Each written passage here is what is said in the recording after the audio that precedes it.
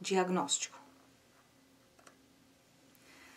O diagnóstico da apneia obstrutiva de sono na criança se baseia na história clínica, pesquisando o relato de eventos respiratórios como ronco, apneia, sono agitado, a associação ou não de parassonias, como sonilóquia, sonambulismo, ou então outros sintomas associados das repercussões que mencionamos acima.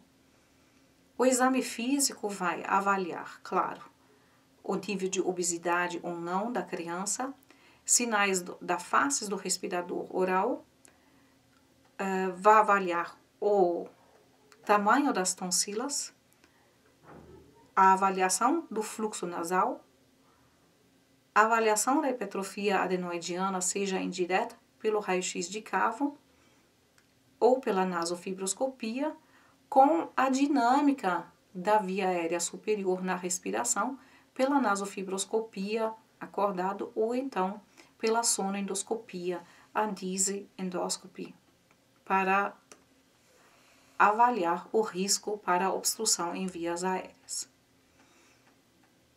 Podem ser utilizados questionários padrão, como o Pediatric Sleep Questionnaire, que tem se mostrado o questionário de melhor acurácia associado a um diagnóstico clínico de apneia obstrutiva de sono, porém, todos os questionários ainda têm baixo nível de evidência com resultados inconsistentes.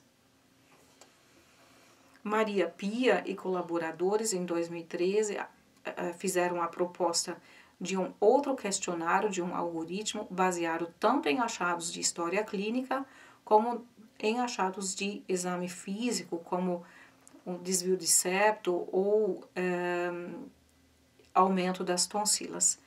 Esse algoritmo ele é chamado do Sleep Clinical Record, mas também tem uma acurácia abaixo de 40%, tanto na população italiana quanto na população brasileira, quando aplicado aqui no Brasil. Exames de imagem como a cranocefalometria não têm sido usados para um diagnóstico exclusivo de apneia obstrutiva de sono, somente associado à repercussão e sequela da respiração oral e para associar ao risco de persistência de apneia obstrutiva de sono após adenotonsilectomia. Oximetria noturna tem sido apontado como uma alternativa de screening para o diagnóstico de apneia obstrutiva do sono, usando-se os critérios de McGill com clusters de hipoxemia, sequenciais, ou então com índice de dessaturação de oxigênio como um preditor para SAOS moderada a grave. Porém, ainda tanto história clínica como gravações de áudio e vídeo ou então as monitorização de O2 ainda tem uma baixa acurácia e o padrão ouro para diagnóstico de apneia obstrutiva de sono tem sido apontado ainda a polissonografia. A polissonografia é um exame que monitora múltiplos parâmetros fisiológicos durante o sono. Foi desenvolvido a partir do eletroencefalograma que foi realizado inicialmente pelo neuropsiquiatra alemão Hans Berger, e que na década de 50, então, acabou desenvolvendo, então, mais o seu potencial diagnóstico, sendo diagnosticado na década de 50 a diferença na fase do sono REM com a fase do sono não REM. Na década de 60 foram associados à monitorização polissonográfica, inicialmente só eletroencefalográfica, os distúrbios respiratórios, como a síndrome de Pickwick. Em 68, Rechtschaffen e Keyes, eles lançaram o primeiro manual da primeira terminologia e técnicas de estadiamento das fases do sono e do ronco, em humanos. O primeiro estudo polissonográfico em crianças foi realizado só na década de 76 por Guilleminot e colaboradores. O objetivo da polissonografia é caracterizar o ronco, o tipo, a frequência, a duração das apneias e as hipopneias, associar despertares a eventos respiratórios, caracterizar a frequência das dessaturações da saturação de oxigênio e o nível de hipoxemia, como também monitorar os níveis de CO2. Pode também monitorar a variação dos picos RR e do tempo de transição de pulso, que podem dar informações indiretas sobre a ativação simpática. E ao todo permite avaliar a fragmentação do sono e a qualidade do sono e permite dar, então, um dado de gravidade do quadro de apneia do sono. Hoje trabalhamos praticamente com 3 níveis de polissonografia, com todos os canais eletroencefalográficos, chamado de tipo 1, no canto superior esquerdo. Embaixo, com menos canais eletroencefalográficos, é a tipo 2. E a tipo 3 é a poligrafia cardiorrespiratória, com pelo menos 6 canais, mas sem canais eletroencefalográficos, não permitindo, então, fazer um estadiamento das fases do sono. Nessas imagens, a quantidade de fios e a forma como eles são colados já permite mostrar o quão difícil é realizar uma polissonografia completa em crianças. Na criança, os eventos respiratórios, eles têm uma definição diferente da do adulto, sendo a apneia definida como uma diminuição do volume respiratório abaixo de 20% do seu volume residual inicial, com uma ausência do fluxo por 2 ciclos respiratórios ou menos. Hipopneias são consideradas um achatamento do volume respiratório de 20% a 50%, associado à dessaturação em 3%. Alguns serviços adotam um achatamento do volume respiratório abaixo de 80%, mas associado a uma dessaturação da saturação de oxigênio em 4%.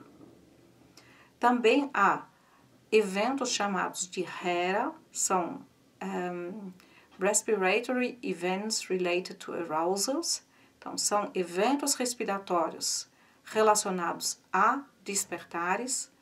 São eventos onde nós observamos um achatamento do volume respiratório e que deflagram um despertar em sequência.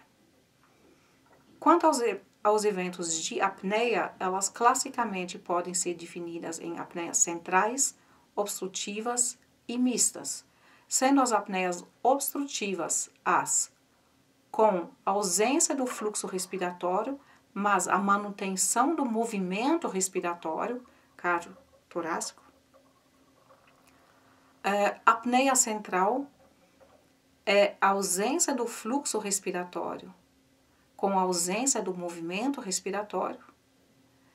E uma apneia mista se caracterizando pela ausência do fluxo respiratório, inicialmente sem movimento respiratório, mas passando a ter movimento respiratório sem conseguir estabelecer um fluxo respiratório.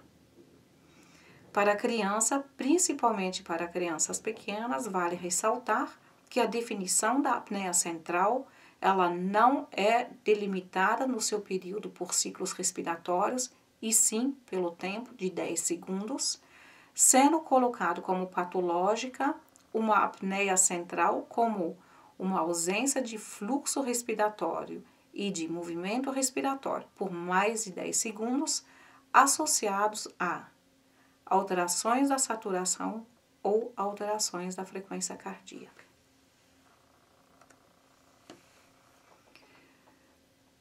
De definição de apneia obstrutiva de sono para crianças, hoje há várias definições propostas, sendo as mais comuns um índice de apneia e hipopneia maior que 5 eventos por hora, ou então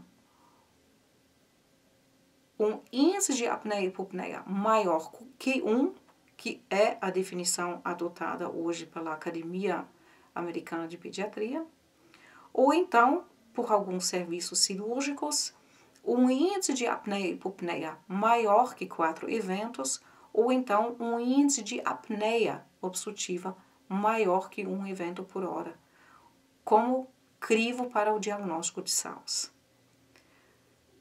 Entende-se que essas definições, principalmente para apneias e para hipopneias, são para crianças. Em algum momento eles se tornam adolescentes, para depois serem adultos e entrarem nos critérios adultos. Hoje não há uma definição clara para eventos respiratórios e para o diagnóstico de apneia obstrutiva do sono para adolescentes. Cabe ao médico definir se este paciente deve ser estadiado conforme os critérios pediátricos ou se ele deve ser estadiado conforme os critérios adultos. Quanto à gravidade de SARS, hoje entende-se que um índice de apneia maior que 5 é considerado apneia leve, um índice de apneia entre 5 e 10 moderado e um índice de apneia acima de 10 é considerado grave. Nota-se que em nenhum momento o nível de saturação de oxigênio entra como critério de gravidade. Se nós olharmos hoje como otorrinos, para uma indicação de adenotonsilectomia, quem tem disponibilidade ou quem tem uma facilidade para solicitar a polissonografia como uma ferramenta diagnóstica para auxiliar na indicação da adenotonsilectomia.